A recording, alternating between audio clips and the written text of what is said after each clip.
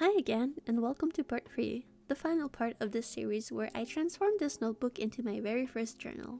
My name is Nicole, but you can refer to me as Nevst. If you haven't watched part 1, I highly recommend it so that you can have context as to why I am journaling my weekly manis. I would say part 2 is entirely optional at this point. In this segment, I am creating a page dedicated to my custom mixes that I have worn, which is not many. I tend to avoid doing custom mixes as it involves emptying my current shades until it's nearly half empty, just to get a new shade that is barely full. This sketch was initially drawn for my favorite nail polishes, but I ended up going with a more fitting drawing. I still really like this one though, so I repurposed it for my custom mixes.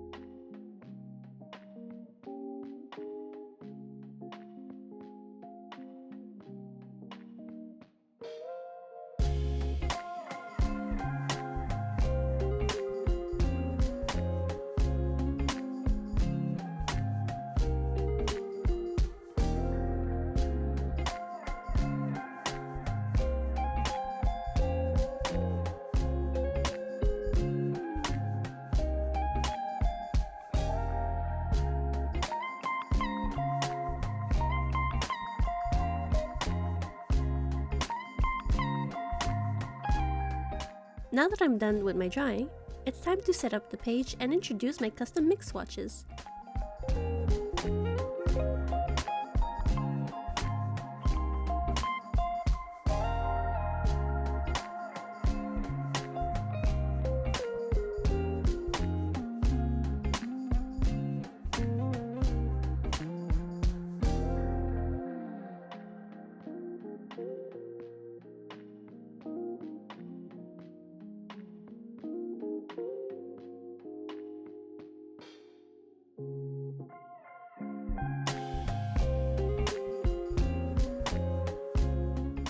Like I mentioned earlier, I don't usually create many mixes, so it's just these two for now.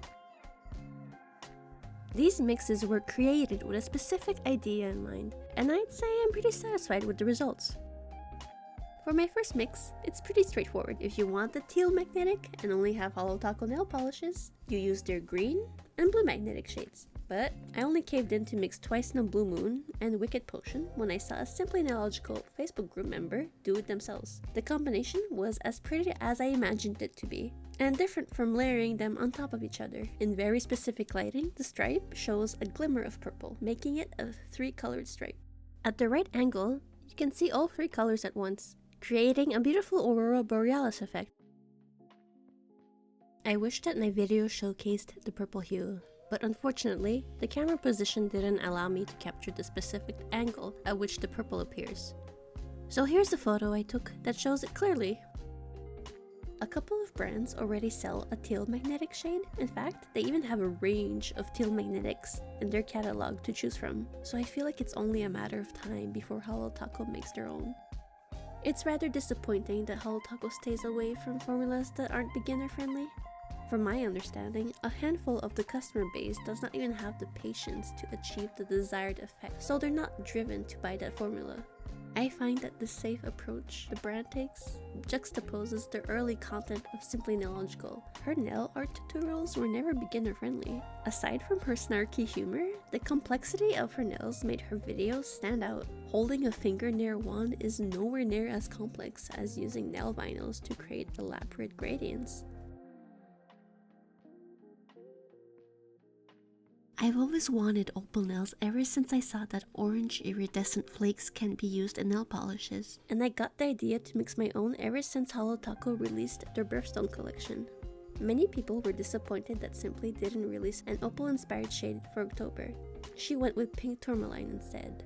And in my opinion, it was the right call for her to make based on the explanations she provided. It made me understand that her artistic vision in this case doesn't quite align with the intricacies of an opal polish, as the alternative she suggested was to add toppers over white shades. To me, that doesn't cut it at all, as it's missing that glow from within that opals have. The potential for a beautiful opal polish exists, but I don't think Holo Taco will be the one to formulate it. This mix consisted of using Swan Song with Solar and Galactic Unicorn skin toppers. I wish I had the raw material for the iridescent flakes, as the amount of flakes in my custom mix wasn't compact enough to my liking. Adding more of the toppers would just dilute the pigment from Swan Song, making it way too sheer. But this custom mix isn't how I envisioned the perfect opal nail polish to look like at all. First off, it would be a jelly-based thermal, and the base would not be white, but light dusty blue, shifting into a light sage when cold. It would be packed with orange and green iridescent flakes, with a light dusting of holographic sparkles to bring it all together. And there you have it, the perfect opal nail polish. Just like with my favorite nail polishes spread, I am filling the squares with the corresponding color of the shades.